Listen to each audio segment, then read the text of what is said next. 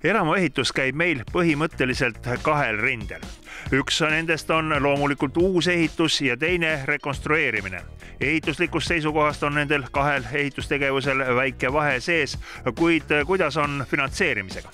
No vahe võib olla päris suur, et kui uusarendust ikkagi finantseeritakse tavaliselt pangalaenuga, siis selliste vanade majade rekonstrueerimist päris suures osas finantseeritakse läbi katusekorruste väljaehitamise, läbi juurdeehituste tegemise, mis on ühistu ja majaelanike jaoks täiesti kasutuseta vaba ressurss tegelikult. Köie tänav on niisugune kaunis piirkond, kus on siis enamus maju korda tehtud ja seeläbi loodud selline väga tore, hubane, rahulik kodune keskkond. Valdavalt tehakse korda katused, sest et muidu ei saaks seal elada.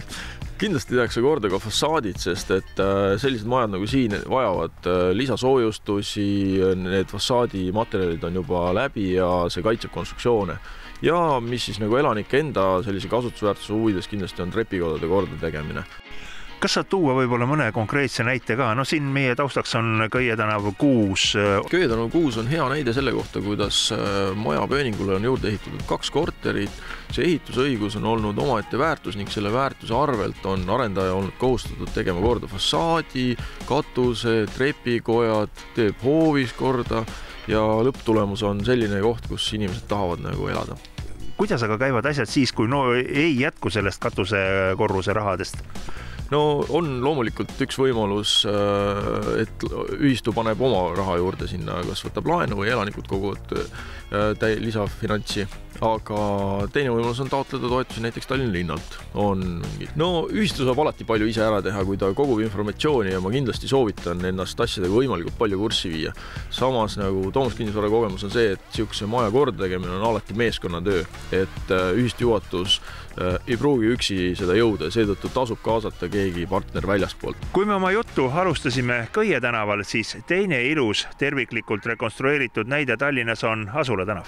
Siin ka on tehtud laias laastus pööningkorruste väljaehitamise arvelt need maja üldehitustööd. Selles mõttes Asula tänav ongi tore koht, et siin on suudetud ikkagi väga suures ulatuses säilitada seda 50ndate stalinistlikku arhitektuuri ja sellega selline piirkonna terviklikkus.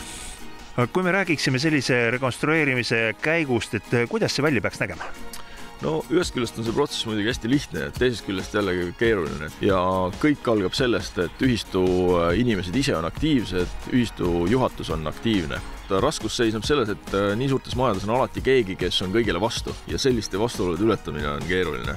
Enamus inimesi tahavad maja korda teha ja otsivad selleks võimalusi ja nagu siin näha on, siis lõppkokkuvõttes need võimalused ka alati leitakse. Mis projekteerimist puudutab, siis aktiivsemad ühistud on teinud ise projektid, mida ma alati pigem ei soovita, sellepärast, et minu kogemuse järgi me oleme pidanud hakkama neid projekte muutma, pigem piirduda nagu eskiisi tegemisega ja määratleda seda, milliseid ehitusi tahetakse arendajalt saada.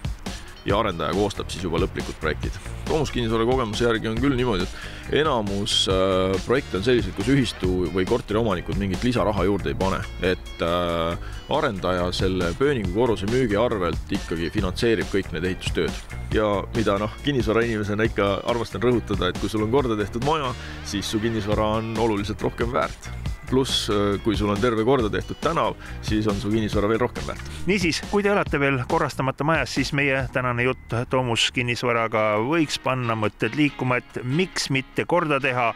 Tegelikult see protsess on suhteliselt lihtne ja võidavad need majaelanikud, kes juba praegu majas elavad.